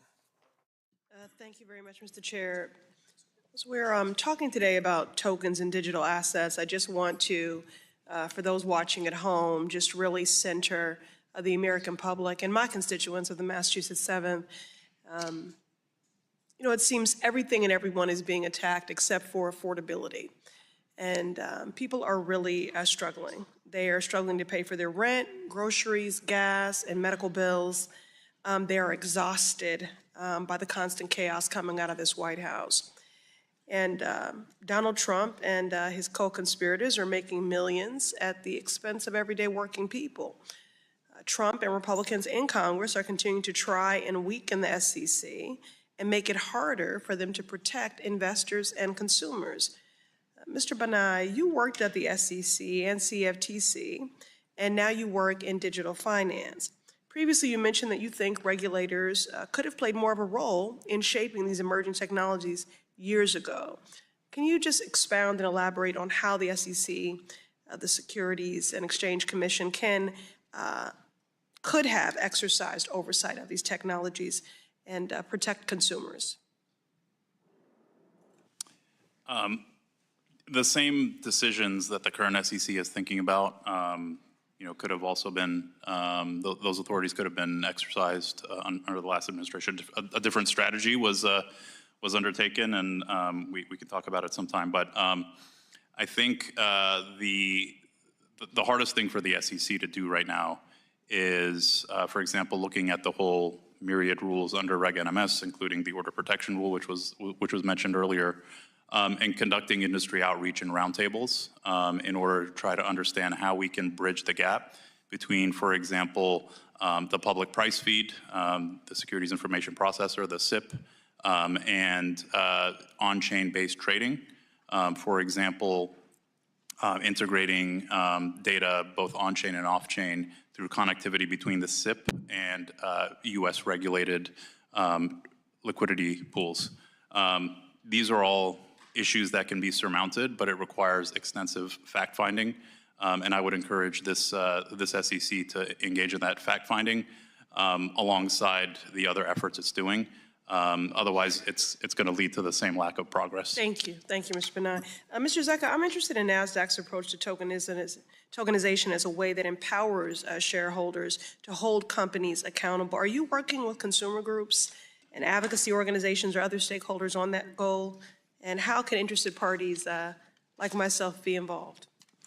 Well, thank you for the question. We're not directly in touch because we're sort of with the exchange. We're not the end. We're not with the end customer. I do know that there are intermediaries who do speak to various groups, and we're happy to demo our technology for anyone.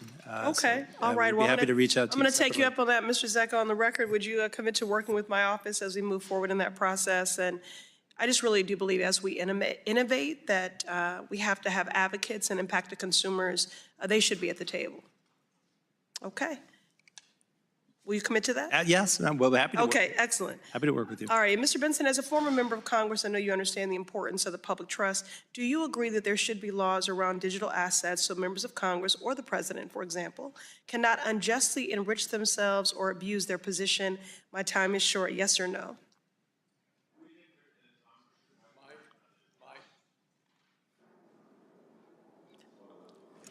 Yes, we're on record as saying Congress should write rules around digital assets that are not securities. Okay, all right. For the record, I'm certainly not against innovation.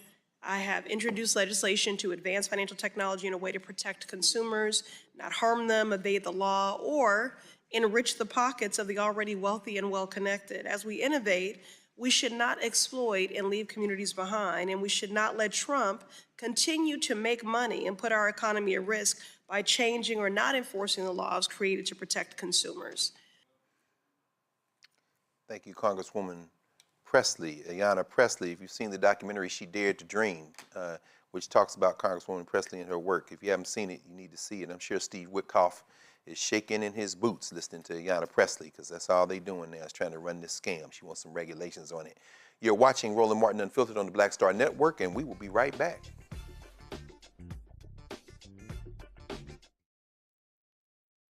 With medicine and science under attack, I want to keep you and your family informed and healthy. I'm Dr. Ebony Hilton, and I knew at the age of 8 that I wanted to be a doctor. So I studied hard and became the first African-American female anesthesiologist hired at the Medical University of South Carolina since its opening in 1824. And I always say I was made into a doctor, but I was born to be a mom. And as a new mom, wife, sister, daughter, and friend, I understand how frightening a medical crisis can be. I care for individuals on some of the worst days of their lives, and it's my mission to provide you with a safe space to gain clarity on issues affecting your mind, body, and soul. I recognize that there are health disparities, particularly as it pertains to race, and I want to help bridge the gap between you and your healthcare providers. Join me every Thursday for Second Opinion on the Black Star Network, where each week I'll invite experts from various medical fields to share the latest health news. We'll discuss topics such as the vaccine debate, mental and sexual health, medical bias, infertility, menopause, andropause, nutrition, and aging. Together with my medical colleagues, we aim to provide you with a second opinion. Don't miss it, Thursdays only on the Black Star Network. Now that Roland Martin is willing to give me the blueprint, hey, Cyrus, I need to go to Tyler Perry and get another blueprint because I need some green money. The only way I can do what I'm doing, I need to make some money. So you'll see me working with Roland. Matter of fact, it's the Roland Martin and Cheryl Underwood show. Well, should it be the Cheryl Underwood show and the Roland Martin show? Well, whatever show it's going to be good.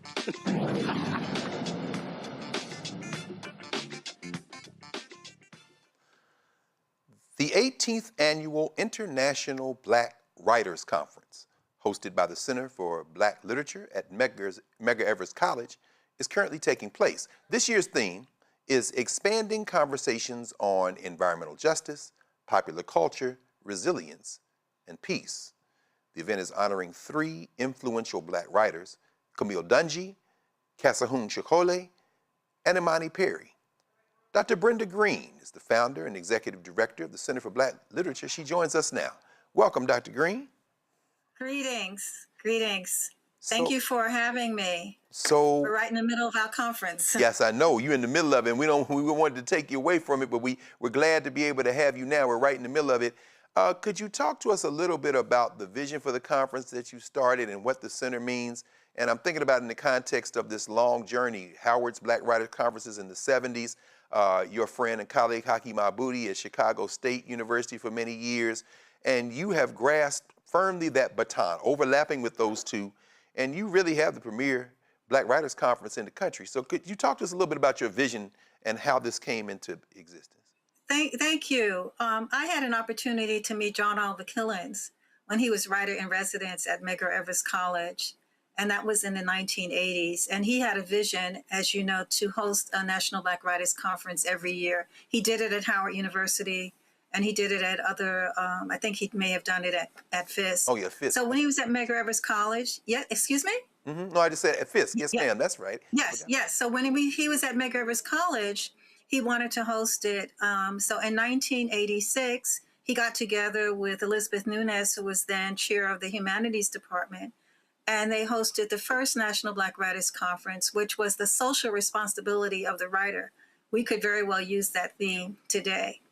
So his vision was to bring writers together to talk about the trends in Black literature.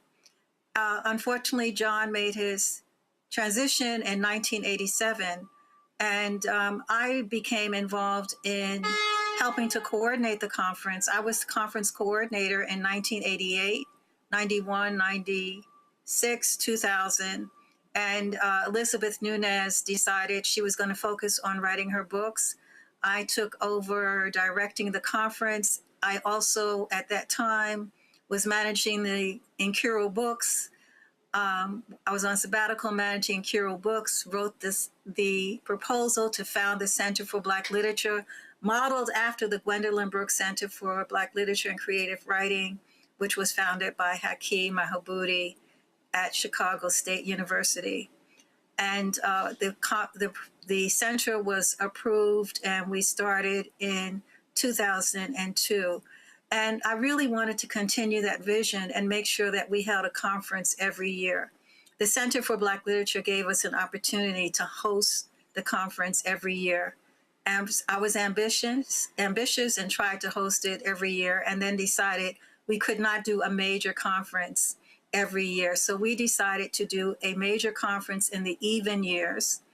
And we did a symposium focused on a writer or focused on an issue in the odd years. So in the even years, we've done major conferences.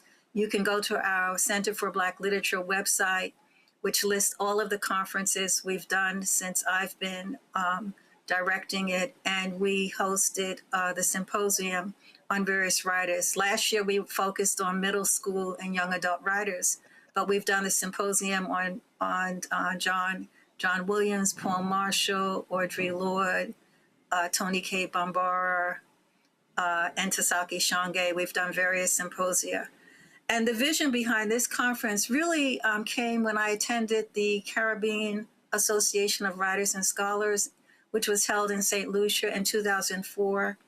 And a major theme of that conference was that we need to think globally. We can't just think, in our own communities and in our own countries. We need to think globally about what's happening to us with respect to the environment, what's happening to our land, what's happening, how is climate change affecting our communities, affecting our people.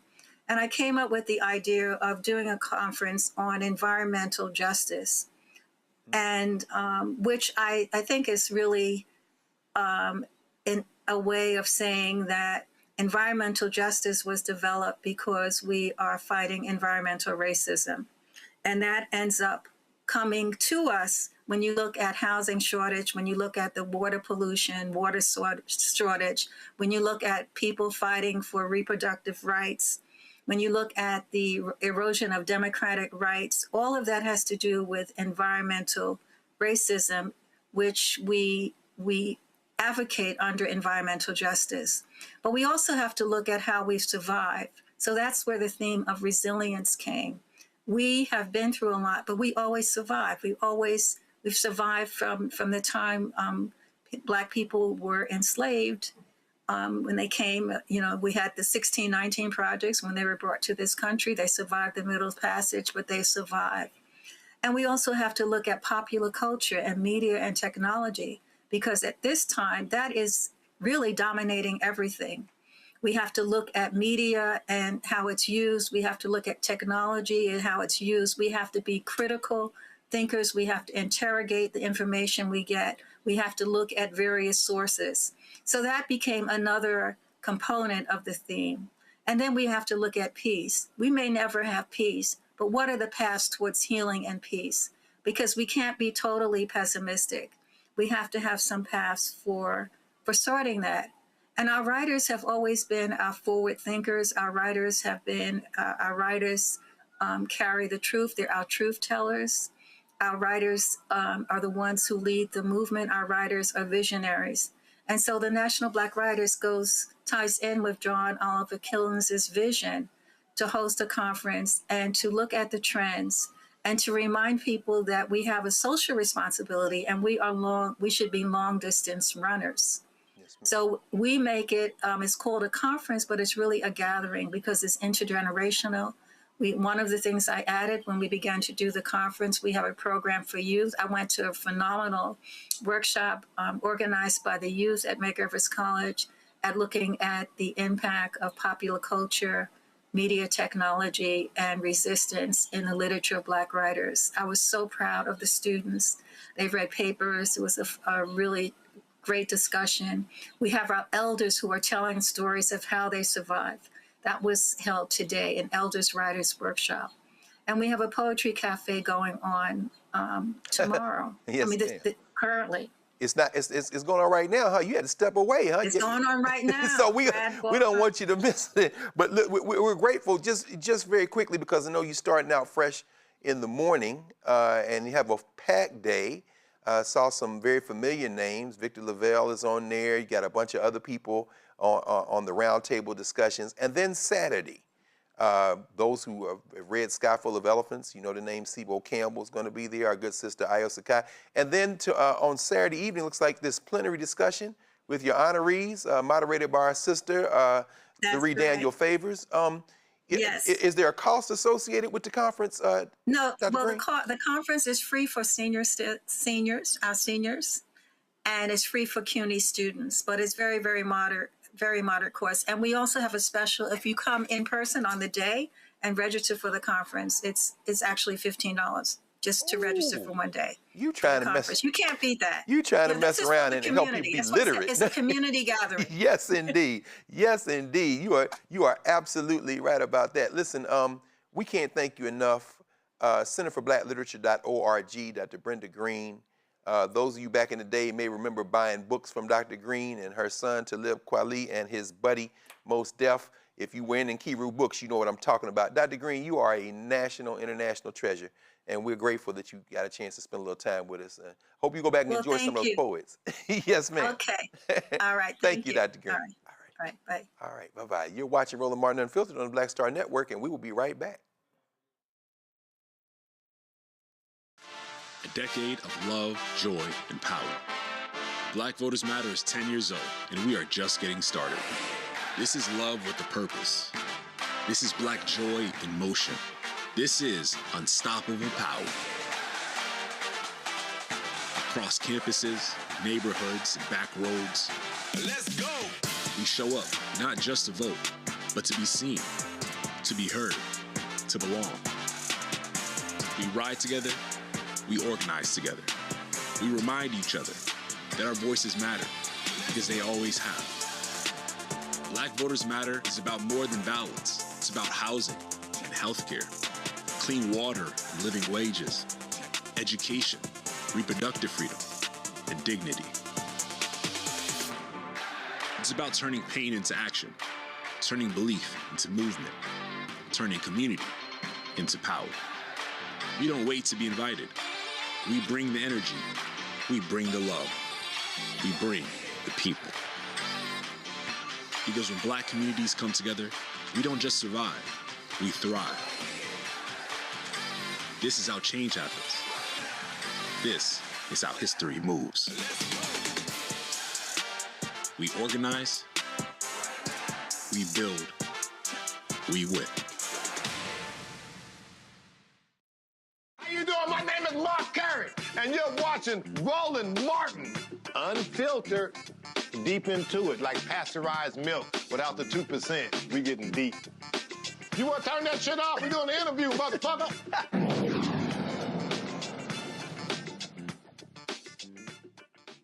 And that Mark Curry gets me every single time. The Trump administration, once again, has it out for New York Attorney General Letitia James. On Wednesday, Trump appointed Federal Housing Finance Agency Director Bill Pulte made 2 criminal referrals against the Attorney General just months after the Justice Department failed for a 3rd time to prosecute her. Where's that lady from Virginia? Lindsay, whatever? She's going to lose her law license ultimately.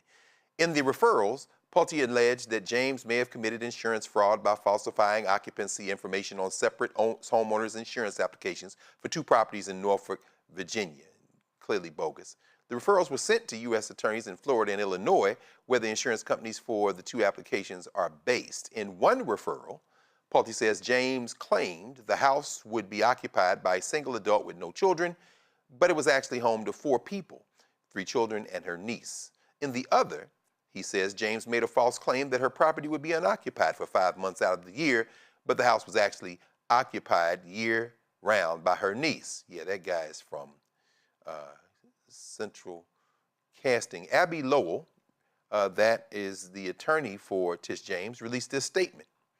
Trump and his political enablers keep abusing their power to pursue a vendetta against her by trying to rename, refile, and repeat baseless allegations. They continue this improper revenge campaign instead of helping bring down the rising cost of living in this country.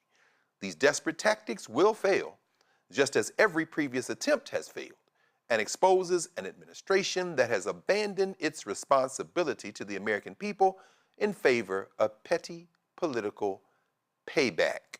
Reese, when are they going to leave Tish James alone?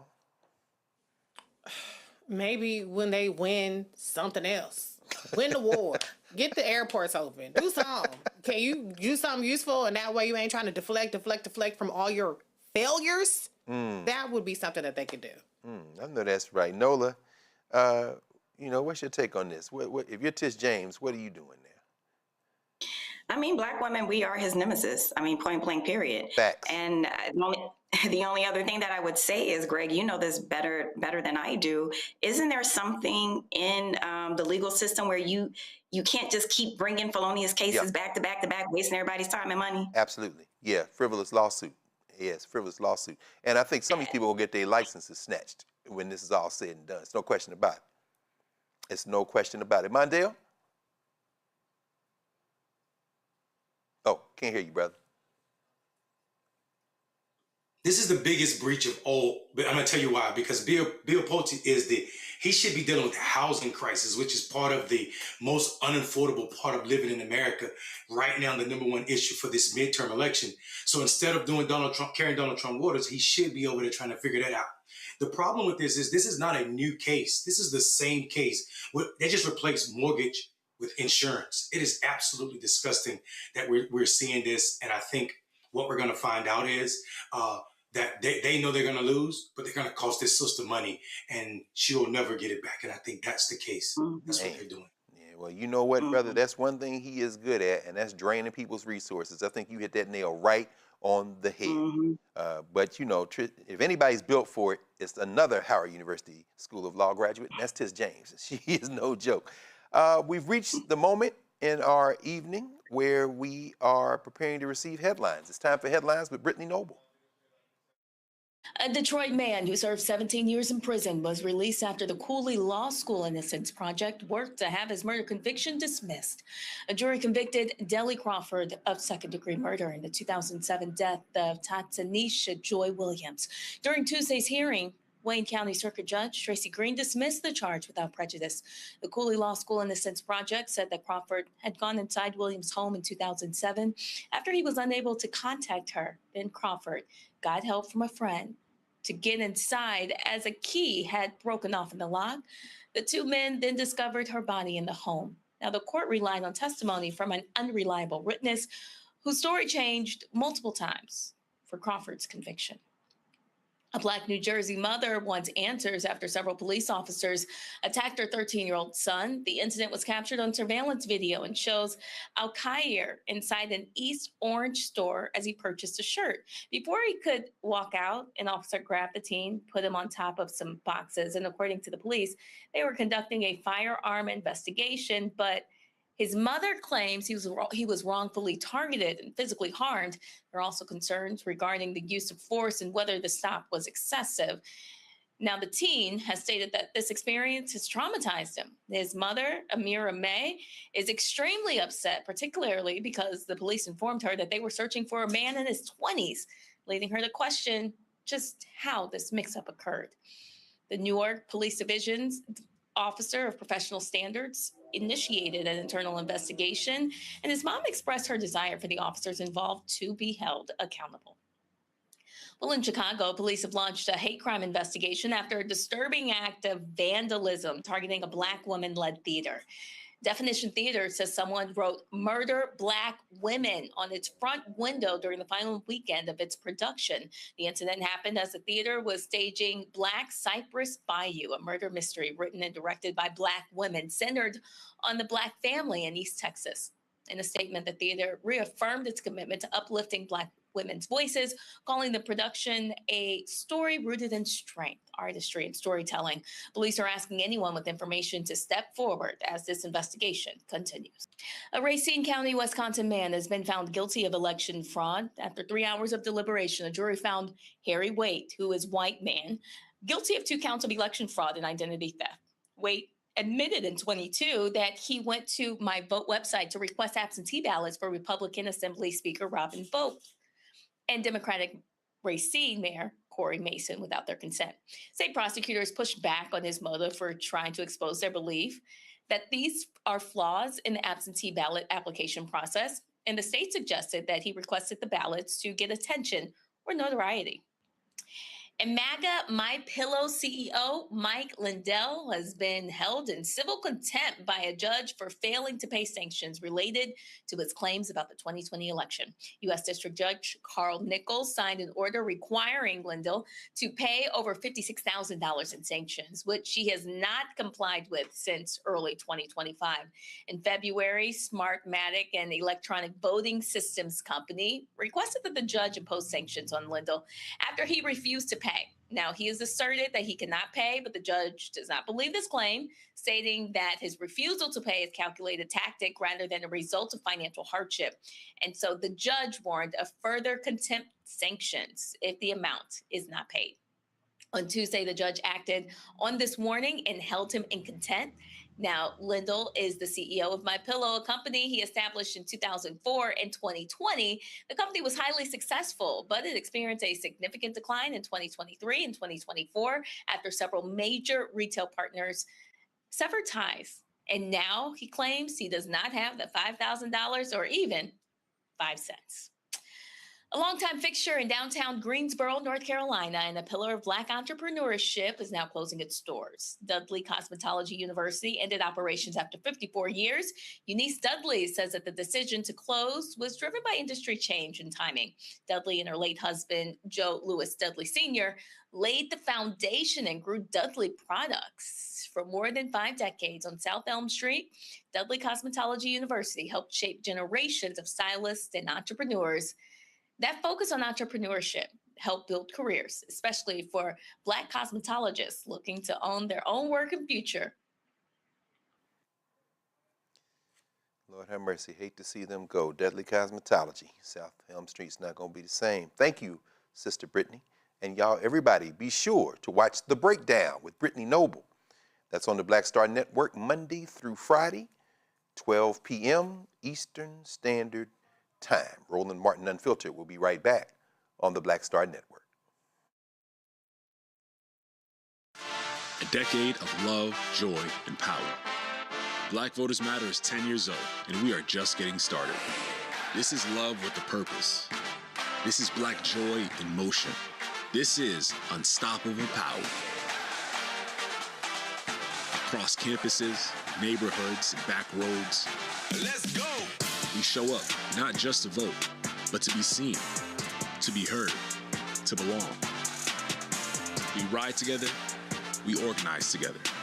We remind each other that our voices matter, because they always have. Black Voters Matter is about more than ballots. It's about housing and healthcare, clean water and living wages, education, reproductive freedom, and dignity. It's about turning pain into action, turning belief into movement, turning community into power. We don't wait to be invited. We bring the energy. We bring the love. We bring the people. Because when Black communities come together, we don't just survive, we thrive. This is how change happens. This is how history moves. We organize, we build, we win.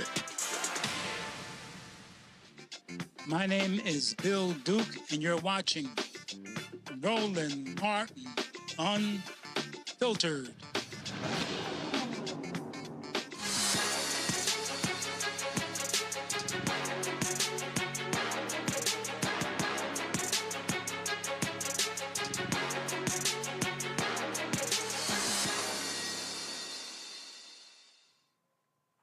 It's time to shop the marketplace, and tonight we have Created Collections. Created Collections is a line of body care products designed to nourish, restore, and enhance your daily routine. Each collection combines the healing properties of earth-grown ingredients with a slow beauty philosophy, providing a full body experience that transcends traditional skincare. Pearline G, founder, Created Collections, joins us from Raleigh, North Carolina. Welcome, Sister G, to Black Star Network and Roland Martin Unfiltered. Thank you so much. How are you this evening? I am doing just well. One fellow southerner to the next. I love your first name, Pearline. Did they call you Pearl for short? You know, no, they just drag it on and call it Pearline. Well, come on now. Put that little twang on the end of it, right? Please tell me there's a grandma or auntie, somebody named Pearl, or you are the original. My grandmother, whose name was Pearl, and I don't know where the lean came from. Maybe I was leaning when I came out. I don't know. So you threw that on the end of it. Yes, ma'am. Well, listen, we about to lean into Created Collections. Talk to us about this earth-grown collection of ingredients, and those you all can see here. We see right here in front of me, we have the whole collection. So walk us through some of this stuff while I put my hands on it, if that's all right. Oh, absolutely. Yes. So Created Collections was formed basically when I still work in corporate America, but I was working in corporate America when I had a health scare and my doctor said I needed to start doing something different to decompress. So my sister was making soap at the time, and she said, you know, why don't you go back to making soap? So I did do that. And so it evolved into the business that it is today. And all of our products are made with natural ingredients, the rosemary, lavender, everything that is natural, all essential oils, no synthetics. And it was actually started out of a need to just decompress, and then it turned into the business that it is today. So I'm truly grateful for that. And all of our shea butters are natural. And we have perfume, we have body mist, soap, everything. So we're continuously growing and evolving, and also looking at other opportunities to improve our product by understanding what type of herbs and ingredients work well together that benefit the skin. So that's where we are today. You know, I was going to ask you about this sacred ember, but then I see this soil and smoke soap bar. You got to tell us about this bar right here. So that is made with charcoal, and what it does, it pulls out impurities in the body. So when you're using the soap, it's going to pull out the impurities in your skin. A lot of the times our skins will maintain a lot of free radicals, and so we pull together ingredients that will pull that out of your skin. And that's what that soil and smoke is. And it's got patchouli in it. It has amber. And it is a wonderful natural essential oil. And it smells good on the skin as well. So our customers really do enjoy that. Well, let's go right to our panel, Ms. Perline. We're going to start with Mondale Robinson, because I'm assuming that men and women, everybody can use this. Let me get out your way, Brother Mayor. Come on, any questions for Sister Perline G? Listen, I want to say I'm your homeboy, basically. I'm 2 counties northeast of you in Enfield in Halifax County. So super excited to see you on the show. I'm actually about to fly back to Raleigh, but I wanted you to talk to the people and let them know how you got back to what has or was a Black tradition. Making soap and cleaning products has history way back before we even came over here to Central Africa. I think people forgot that we used, saponins, which are natural soap-like products, and that appear in flowers to clean, to wash our hairs. And also, what brought you back to that place? I'm super excited too. So what brought me back to that was trying to find something that I could do to decompress after working. So I'm still in corporate America, of course, but when I had that health scare, I wanted to really take a look at what I'm doing for my body, and then also what I'm doing for my skin. And we grew up watching our grandmother make soap in the backyard, making lye soap. So my sister was already doing that, and it took me back old school to start working with products that are good for the skin, that are natural. Nothing synthetic. Sometimes when we get a little bit of money, we want to get away from the things that really made us healthy, because now we can go out and buy the quote unquote synthetic perfumes, the synthetic soaps, things that kind of tear down our skin. And so that kind of made me think about wanting to make sure that whatever I create is going to be good and beneficial to the skin. Every skin type is different. So we can't just create one thing and think it's going to work for everybody. And that really took me back, old school.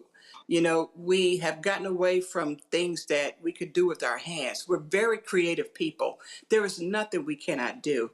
And so that made me want to say, okay, I want to educate myself more on what works for the skin of all types, but our skin in particular is one of the things that I really wanted to focus on, because we age very well, but at the same time I want it to be beneficial to what I produce. Oh my goodness. Brother Robinson, I'm looking on the website. I see an all night for men body collection, but I ain't gonna ask you about that right now. I'm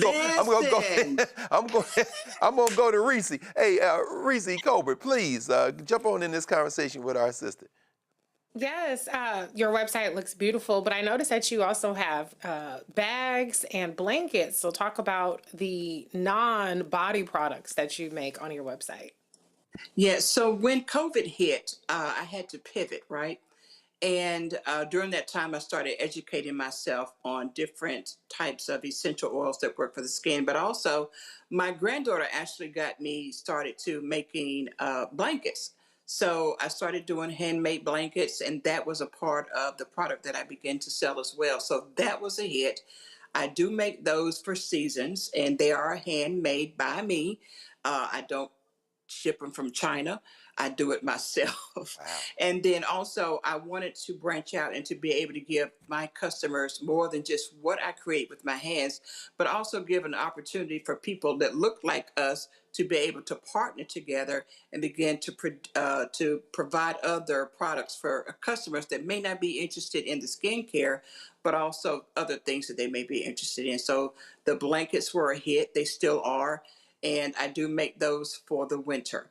And it's been phenomenal, and I'm truly grateful for that. So learning to be creative, educating ourselves on what else we can do, because there's nothing really we cannot do. We're some of the most creative people on the planet. Yes, indeed.